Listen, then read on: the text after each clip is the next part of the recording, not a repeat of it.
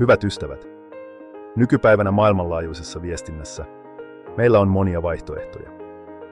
Tämän päivän videossa näytän, miten asentaa sovellus, joka auttaa viestimään ulkomaalaisten kanssa, vaikka ette osaisi heidän kieltään. Nyt näytän, kuinka kätevää on kommunikoida ulkomaalaisten ystävieni kanssa Gboardin avulla. Oletetaan, että haluan lähettää viestin ulkomaalaiselle ystävälleni WhatsAppissa. Kun klikkaan viestikenttää, näppäimistö ilmestyy näin. Sitten klikkaan 3 pistettä ja valitsen Google-kääntäjä kuvakkeen. Tässä vaiheessa puhelimeni näppäimistössä on seuraavat ominaisuudet. Ensimmäinen osa on kielen asetukset kääntämistä varten. Vasemmalla puolella on vaihtoehto valita viestin syöttökieli. Oikealla puolella on vaihtoehto valita ystäväni käännöskieli. Toiseksi on laatikko, johon voin kirjoittaa viestin omalla kielelläni. Kun kirjoitan viestin omalla kielelläni, se käännetään välittömästi ystäväni kielelle. Sitten, jos klikkaan nuolipainiketta, viesti lähetetään ystävälleni. Voin myös kytkeä mikrofonin päälle ja puhua kääntämistä varten. Jos ystävälläni on Gboard kuten minulla, kun hän lähettää minulle viestin, se käännetään minun kielelleni, jotta ymmärrän sen. Eikö se olekin ihmeellistä?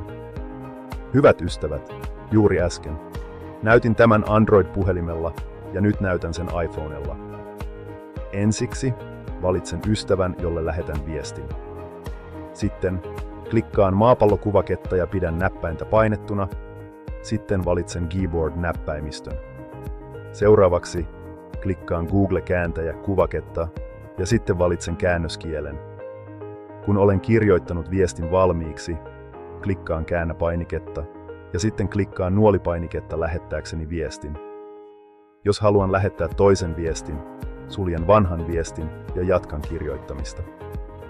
Hyvät ystävät, nyt opastan teitä asentamaan Gboardin. Ensiksi näytän, miten asentaa se Android-puhelimeen. Menkää CH Play-kauppaan, etsikää Gboard-sovellus ja ladatkaa se. Lataamisen jälkeen asentakaa se, ja kun asennus on valmis, avataan sovellus ja asetetaan se seuraavien vaiheiden mukaisesti. Kun asennus on valmis, voit käyttää sitä. Esimerkiksi avataan WhatsApp lähettääksemme viestin ulkomaalaiselle. Ensin klikkaat viestikenttää näyttääksesi näppäimistön. Sitten klikkaat 3 pistettä ja valitset Google-kääntäjä kuvakkeen. Seuraavaksi valitset oman kielesi ja ystäväsi kielen. Nyt voit kirjoittaa omalla kielelläsi ja lähettää käännettyjä viestejä ystävillesi. Hyvät ystävät, jos käytät iPhonea, voit asentaa Gboardin seuraavasti. Mene App Storeen ja etsi Gboard. Seuraavaksi lataa Gboard-sovellus puhelimeesi. Lataamisen jälkeen avaa sovellus ja aseta se seuraavien ohjeiden mukaisesti. Joten Gboardin asennus on valmis. Nyt voit lähettää viestejä ulkomaalaisille Gboardin avulla. Voit lähettää viestejä ystävillesi Facebookin, WhatsAppin, Telegramin, Zalon tai minkä tahansa muun viestintätyökalun kautta.